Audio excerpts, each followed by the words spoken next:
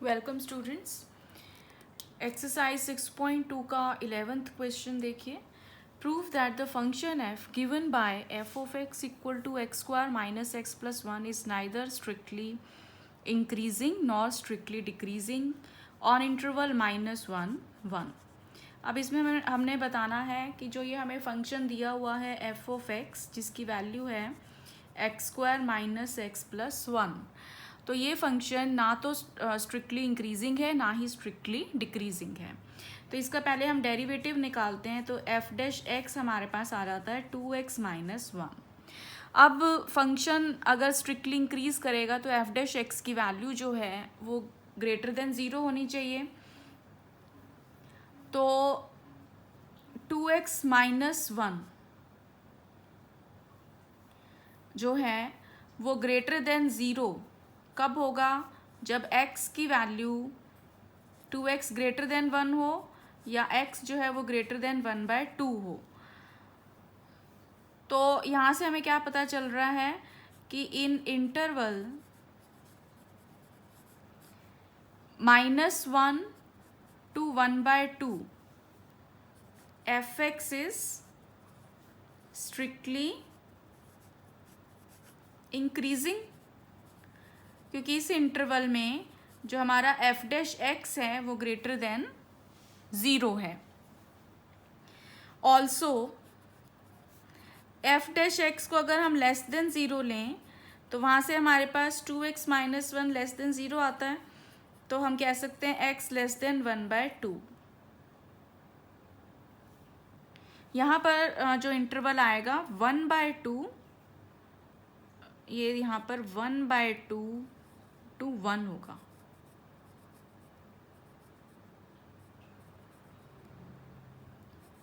क्योंकि x जो है वो 1/2 से बड़ा है और यहाँ पर x लेस देन 1/2 है, तो इन इंटरवल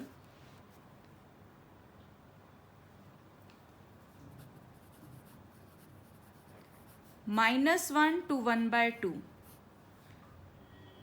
f(x) इज स्ट्रिक्टली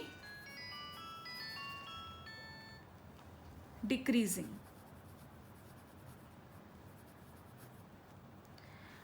तो अब जो इंटरवल हमारे पास -1 to 1 है उसमें हाफ इंटरवल में जो फंक्शन है वो स्ट्रिक्टली डिक्रीजिंग है और हाफ में स्ट्रिक्टली इंक्रीजिंग है। तो हम क्या कह सकते हैं कि दिस इम्प्लाइज कि इन interval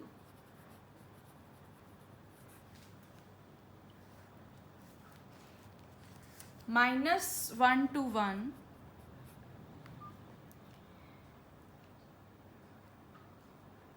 f(x) is neither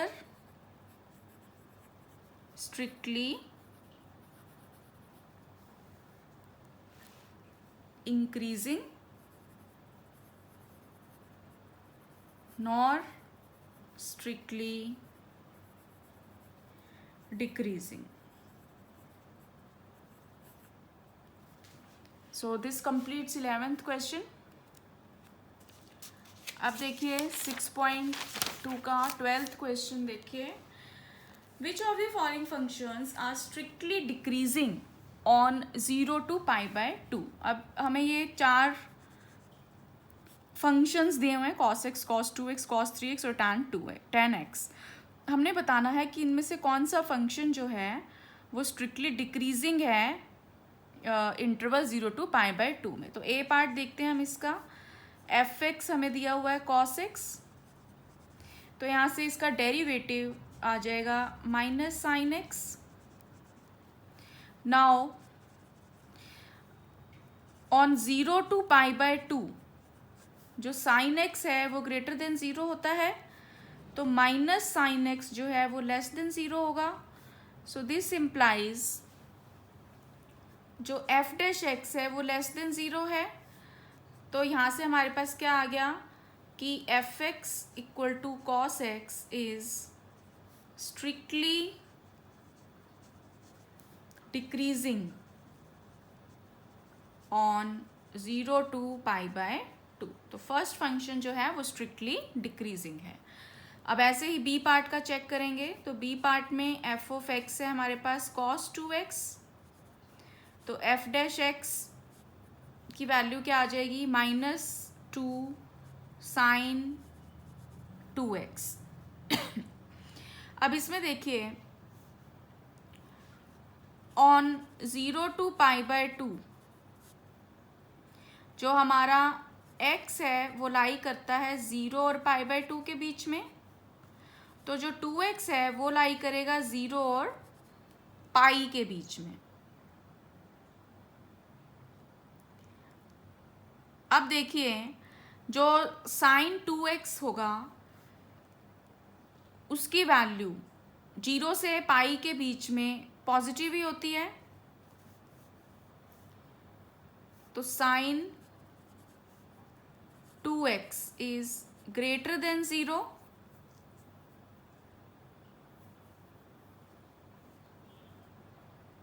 on 0 to π/2।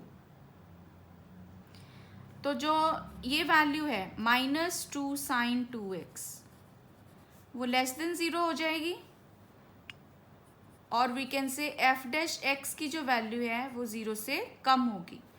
तो सेम इसमें भी केस ए की तरह जो cos 2x है इट इज स्ट्रिक्टली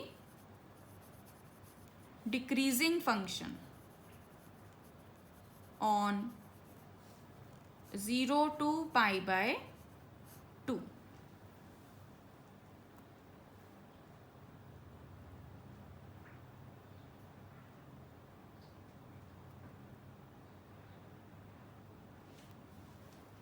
अब देखिए third c part. C part में हमें दिया हुआ है cos 3x।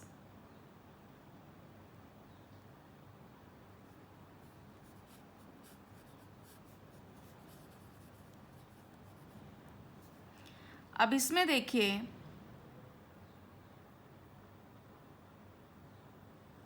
F dash x की वैल्यू होगी -3 sin 3x।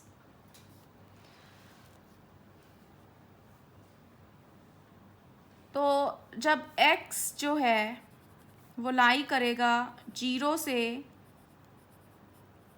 π/2 के बीच में, तो 3x जो है वो कहाँ से लाई करेगा 0 से 3 π/2 के बीच में।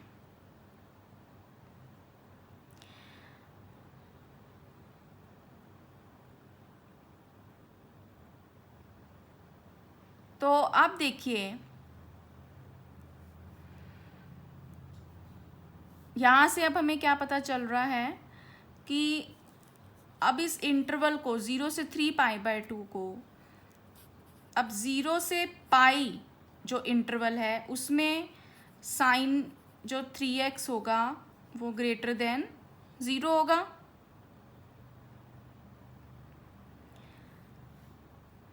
जो ये इंटरवल है 0 to 3 π/2 इसको हम ब्रेक कर लेंगे 0 से पाई और पाई से 3 π/2, तो -3 sin 3x ये वैल्यू लेस देन 0 होगी। तो यहाँ से एफ डैश एक्स क्या आ गया लेस देन 0, तो यहाँ से हमारे पास आ गया cos 3x is strictly decreasing on interval 0 to π। अब पाई टू 3 π/2 इस इंटरवल में sin 3x की वैल्यू लेस देन 0 होगी, तो -3 sin 3x की वैल्यू ग्रेटर देन 0 होगी, तो एफ डैश एक्स की वैल्यू मतलब ग्रेटर देन 0 आ गई।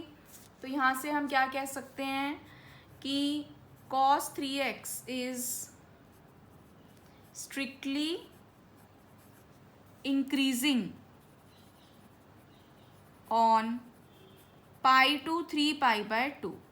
अब ये 0 से पाई के बीच में डिक्रीजिंग है और पाई से 3 π/2 के बीच में इंक्रीजिंग है, तो ओवरऑल हम कह सकते हैं कि cos 3x is neither increasing nor decreasing on interval 0 to π/2। तो ये वैल्यू आ जाएगी हमारे पास। इसमें ये ना तो इंक्रीज कर रहा है ना ही डिक्रीज कर रहा है। अब इसका लास्ट पार्ट देखते हैं, डी tan x। तो f डैश x की वैल्यू यहाँ पर secant स्क्वायर x है which is greater than 0 in interval 0 to π/2। वैसे भी ये स्क्वायर है तो किसी भी नंबर की स्क्वायर हमेशा पॉजिटिव ही होती है। तो this implies f(x) is strictly increasing on 0 to π/2।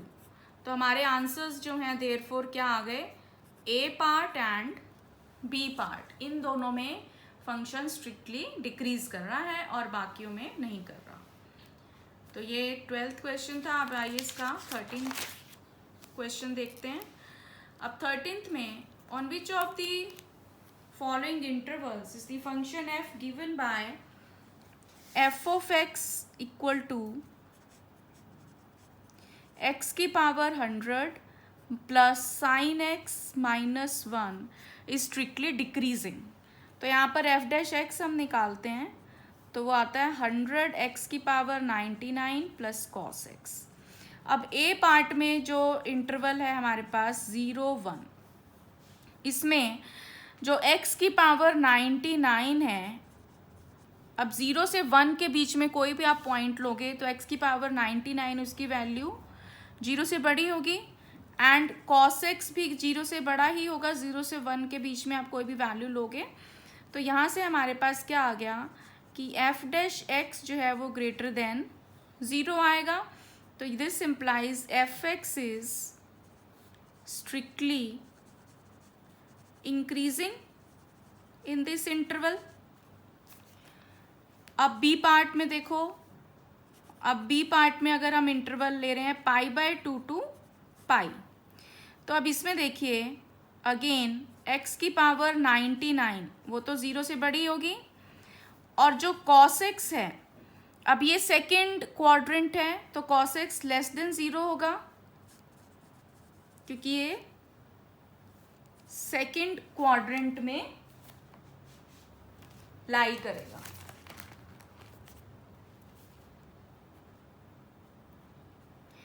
अब जो cos x है उसकी वैल्यू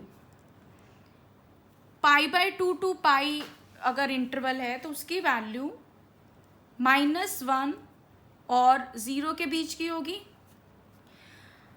तो जो हमारे पास f डैश x है, जो ये 100 इंटू एक्स की पावर 99 प्लस cos x है, उसकी वैल्यू जो है, जो ये फंक्शन है 100x की पावर 99, वो वैल्यू cos x से बड़ी होगी।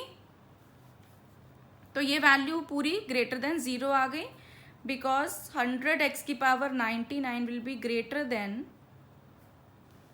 cos x। तो यहाँ से भी हमारे पास क्या आ गया कि f(x) is strictly increasing in π/2 to π। अब c पार्ट देखते हैं इसका, 0 to π/2। अब इसमें देखिए अगेन x की पावर 99 0 से π/2 में ग्रेटर देन 0 ही होगा और cos x जो है 0 से π/2 में, जो कि फर्स्ट क्वाड्रेंट है, वो भी ग्रेटर देन 0 है। तो f डैश x की वैल्यू भी ग्रेटर देन 0 होगी। तो यहाँ से हमारे पास फिर से आ जाएगा f(x) is strictly increasing on 0 to π/2. So we are left with option D, that is none of these. तो ये हमारा इसका आंसर आ जाएगा D option. So this completes 13th question. तो आगे के वीडियोस के लिए मेरे चैनल को सब्सक्राइब करना ना भूलें और इस वीडियो को लाइक एंड शेयर करें. Thank you.